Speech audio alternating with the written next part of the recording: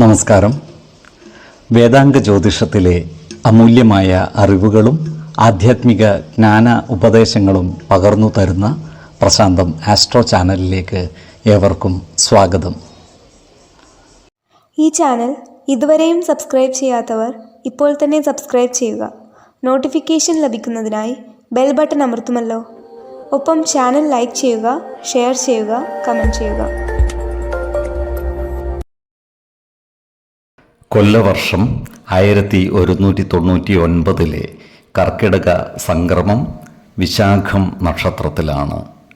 കർക്കിടകം 1-ാം തീയതിയിലെ ഗ്രഹനില അനുസരിച്ച് എടവം രാശിയിൽ സർവേശ്വരകാരകനായ വ്യാഴവും കുജനും, മിഥുനത്തിൽ ആദിത്യനും, കർക്കിടകം രാശിയിൽ ബുധനും ശുക്രനും, കന്നിയിൽ കേതുവും, തുലാം രാശിയിൽ ചന്ദ്രനും ഗുളികനും, കുംഭത്തിൽ ശനിയും, മീനം രാശിയിൽ രാഹുവും സ്ഥിതി ചെയ്യുന്നു.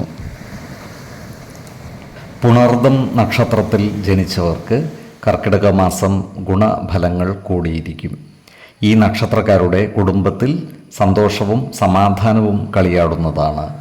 കുടുംബ അംഗങ്ങൾക്ക് ദേഹസുഖവും മനസുഖവും വർദ്ധിക്കുന്നതാണ്.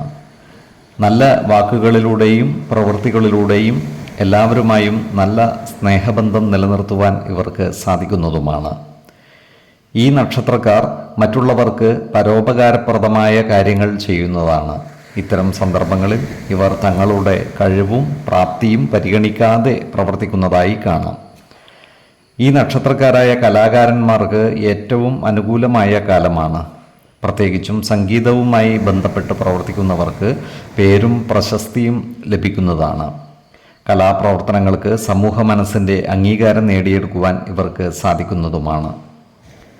ഈ നക്ഷത്രക്കാരുമായി ശത്രുതാ മനോഭാവത്തോടെ പെരുമാറുന്നവരുടെ ശല്യം കുറയുന്നതാണ്.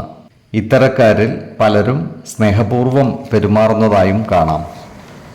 ഈ നക്ഷത്രക്കാർക്ക് ജീവിത പങ്കാളികളുടെ സ്വത്തുവകകൾ അനുഭവയോഗ്യമാകുവാനുള്ള സാധ്യതകളും കാണുന്നുണ്ട്. അതിനാൽ അത്തരം സ്വത്തുവകകൾ ഭാഗം വെച്ച് കിട്ടാനുള്ളവർക്ക് അതിനുവേണ്ടി പരിശ്രമിക്കാവുന്നതുമാണ്.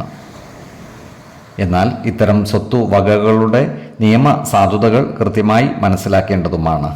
ആവശ്യമാണെങ്കിൽ ഒരു നിയമജ്ഞൻ്റെ സഹായം തേടാവുന്നതുമാണ്. അതുപോലെ ഈ നക്ഷത്രക്കാർ ഉൾപ്പെട്ടിട്ടുള്ള വ്യവഹാരാദികളിൽ വിജയം വരിക്കുവാനുള്ള സാധ്യതകളും കാണുന്നുണ്ട്. ഈശ്വര കടാക്ഷത്താൽ എല്ലാ പ്രതിസന്ധികളെയും അതിജീവിക്കുവാൻ ഇവർക്ക് സാധിക്കുന്നതുമാണ്. ഏതൊരു കാര്യം ചെയ്യുമ്പോഴും 2 വട്ടം ആലോചിച്ചു മുന്നോട്ട് നീങ്ങുന്നതാണ് ഗുണകരമാവുക. 2, 19, 29 തീയതികൾ അനുകൂലമാണ്. ഈ നക്ഷത്രക്കാർ ജനിച്ച സമയത്തെ അടിസ്ഥാനമാക്കിയുള്ള ജാതകത്തിലെ ലഗ്ന രാശിയുടെയും ലഗ്ന അധിപന്റെയും സ്ഥിതിയും ശുഭപാപ ഭാവങ്ങളുടെ സ്ഥിതിയും ഓരോ രാശിയിലെയും ഗ്രഹങ്ങളുടെ സ്ഥിതിയും അനുസരിച്ച് ഇവരുടെ പൊതുഫലത്തിൽ ഏറ്റക്കുറച്ചിലുകൾ ഉണ്ടാകുവാനിടയുണ്ട്. കുടുംബ ദേവതകളെയും ഇഷ്ടദേവതകളെയും ഉപാസിക്കുന്നത് ഇവർക്ക് ആയുരാരോഗ്യ സൗഖ്യമേകും. ഇഷ്ടദേവതാ മന്ത്രം 108 തവണ ദിനംതോറും ലിഖിത ജപം ചെയ്തു വരുന്നത് ഇവർക്ക് സർവ്വ ഐശ്വര്യങ്ങളുമേകും. നല്ല വ്യക്തി സാധനകളോടെയും ഉപാസനകളോടെയും മുന്നേറിയാൽ സർവേശ്വരാനുഗ്രഹത്താൽ ഇവരുടെ സർവ്വകാര്യങ്ങളും മംഗളകരമാകും.